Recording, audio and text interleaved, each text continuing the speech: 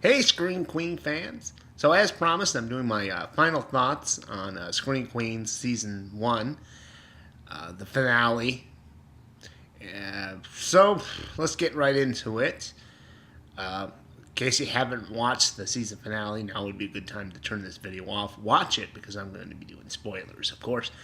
We'll get to the mysteries. Well, we have our Red Devil, or Red Devils, pluralized, were unmasked. And what are my thoughts on that? Well, okay, first one, of course, unmasked was Pete. In the last episode, he was talking about how he didn't want to have sex with Grace because he was a murderer. I thought he had just killed Mrs. Bean. He had been the one that turned on the fryer. I had this theory that he was working with Melanie Dorcas. That turned out not to be correct. We find out that he was working with the Red Devils. He had found out who had killed Chantel, and it was Boone. And then he was trying to he kept it secret so he could try to play Boone so he could find out who the other ones were, but it didn't work out, and they forced him to kill Roger.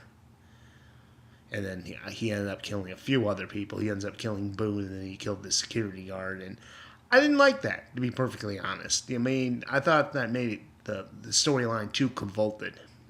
Is that how you say that word?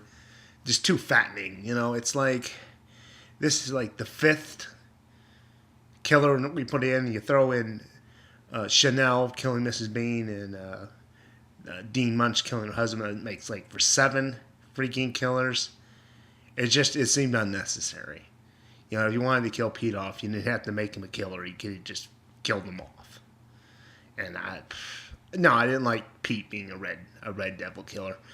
And of course, the other one was Hester, which okay, that's better than Pete. At least it fell in line with the story they've been putting out. Of course, I had thought it was Detective Chisholm, but I pretty much already had known that when they revealed that Wes was the father of the bathtub baby, I knew my theory went to shit because I had thought it was Detective Chisholm and he had been the boyfriend of Sophia, the chick who had died in the bathtub. But no, it was Hester, and she was one of the bathtub babies, the original bathtub baby. And, of course, I had predicted that Hester was going to be the bathtub baby. So that was great that at least one of my predictions came true. As far as Hester being the killer, as I said, it does fit down the lines of what they said. But with me, it's like when they did the reveal, I don't think they revealed enough. They weren't showing who was being the Red Devil killer when they killed this person. Obviously, Boone, Death Taylor Swift, that was one of his kills. But Sam, was that Boone, Gigi, Hester, who killed off Sam, who killed off Jennifer. I thought they should have revealed more down those lines, showing okay, it was at this point it was this person, at this point it was this one person. Also, her framing the Chanels. I guess that was funny. But same time, I was expecting more of a bloodbath for the season finale. Another show I've been watching, Fargo.